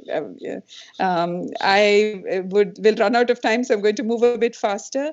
Disha brought the cautionary note. She said that we have to sort of be careful about many things that we have gone wrong in the past, and we need to keep that in mind. She brought up an issue which I think, to my mind, we did not address today, which is the question of assessing teacher performance. In India, Anita ji mentioned it, that teacher performance is linked to the marks the student earns or the syllabus that has been covered. So unless we come up with a new framework for evaluating teachers for their promotions, for their career paths, we are not going to actually be able to change very much. Of course, teacher training we talked about a lot, but this is also how their progression in career has to be related to differently, has to be thought about differently. So I think that's something that we need to. And of course, Rukmini was so joyful, but I think her point was so important that, everybody knows who a good person should be, but not everybody knows what kids should learn in school. I think at least some of that should change. So that's something that we should carry with us. And Andreas underlined the fact that culture is not something that we need we have to live with all the time. We can change it by the ways in which we organize learning, that we can emphasize on collaborative learning rather than competitive learning. This was all great. So I need to leave 1 minute for Ramji, and 30 seconds to Gavin. So I think I will stop here. It's been a brilliant, I could only capture a few of the things I wanted to say, but thank you all so very much from my side. Over to you, Ramji, for a minute before I hand over back to Gavin.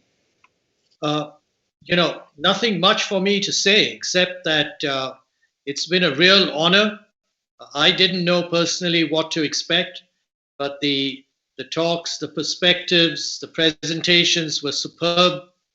And so thank you all very much. You've certainly raised the bar in terms of what we do at the foundation, given us a lot of food for thought.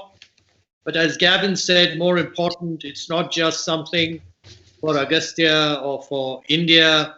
It's actually something that will impact the world, given the interconnectivity increasingly that we see among all the nations of the world. So thank you very much from the bottom of my heart. That's about it, and over to Gavin. Well, just a final few seconds. I want to thank everybody who contributed to this panel. I think you've been brilliant. I wish I had more time, and forgive me if I've not always got to everybody who I should have done. But thank you for your openness and the discussion we've had. Thank you to everybody who's listened in and contributed comments, because that's so important, and that is a record of if we haven't answered your questions again, I'm sorry, but those questions will be known to us, and hopefully we can share them amongst us, share them more widely, and that will help everybody's thinking in terms of the development of how we work with assessment. Thank you to Agastya for the International Foundation for bringing us together. I think this is for me a very welcome opportunity to work with you all, and also to share important discussions about important subjects in education. And if I had a final thought, I think it was let's all of us think about assessment of learning, not just as something that somebody else owns, but something that we all own. So it's about our self-assessment, the assessment of our peers, and the assessment of our mentors, because all those things count. And I think if we take account of them, we step a little closer to what is an ideal. So thanks a million for all of your time, all of your contributions. And well, I look forward to meeting you again. I hope we can continue working together as we go along. And Anita ji, my apologies. I didn't intend to give the wrong impression, but yeah. So that's all. Thank you all very much. Stefan, I forgot to say what you said, but technology platforms are great. We'll keep talking as we go ahead. Yeah. Bye-bye. Bye-bye. Nice to meet you all. Thank you. Thank you. Thank you all. Thank you. Merci beaucoup. Bye. Merci beaucoup. Au revoir. Merci. Merci. Au revoir. Au revoir.